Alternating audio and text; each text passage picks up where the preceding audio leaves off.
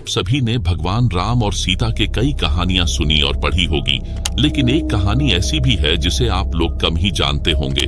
तो आज माता सीता के बारे में एक रोचक कथा जानते हैं। एक समय की बात है जब माता सीता अपने उपवन में घूमने गई थी। वह कई देर तक फूलों को देखती रही, फिर आकाश को निहारा। तभी देखा कि तोते का एक खूबसूरत जोड़ा एक पेड़ पर आकर बैठ गया। तोता और तोती ने पेड़ पर बैठते ही बातें करना शुरू दी।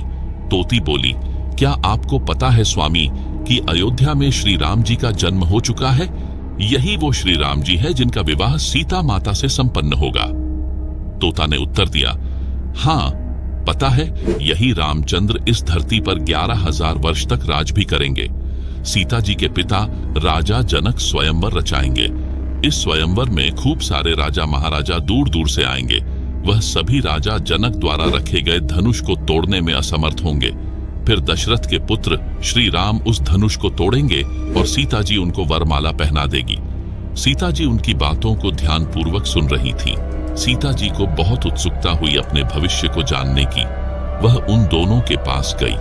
जब उन दोनों ने सीता माता को आते हुए देखा तो वह दोनों डर गए। वह डर के मारे उड़ने को तैयार ही थे कि तभी अचानक सीता जी ने उन दोनों को रोक लिया। सीता जी ने उन दोनों से कहा कि दोनों की डरने की बिल्कुल भी जरूरत नहीं है। सीता जी ने उन दोनों को आश्वासन दिया कि वही जनक पुत्री सीता है। उनकी यह बात सुनकर तोता तोती को चैन आया। सीता माता ने उनसे पूछा कि वह दोनों कौन से राजकुमार की बात कर रहे हैं।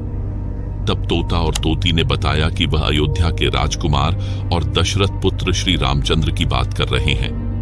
माता सीता ने पूछा कि जिस धनुष की तुम बात कर रहे थे, क्या उसे कोई नहीं तोड़ पाएगा? तो इस पर तोते ने कहा कि वह धनुष केवल रामचंद्र जी ही तोड़ पाएंगे। इसके बाद सीता माता ने पूछा कि उन दोनों को इतनी गहरी बात किसने बताई? तो तोता और तोती ने कहा कि उन दोनों को यह कथा महर्षि वाल्मीकि ने सुनाई। सीता जी ने उन दोनों से कहा कि वह दोनों उनके महल में ही रहकर उनके भविष्य के बारे में बताएं। तो इस बात पर तोते ने कहा कि क्योंकि उसकी पत्नी गर्भवती है, इसलिए वह अभी तो महल नहीं चल सकते हैं, लेकिन बच्चे के जन्म के पश्चात वह दोनों सीता जी के महल जरूर आएंगे।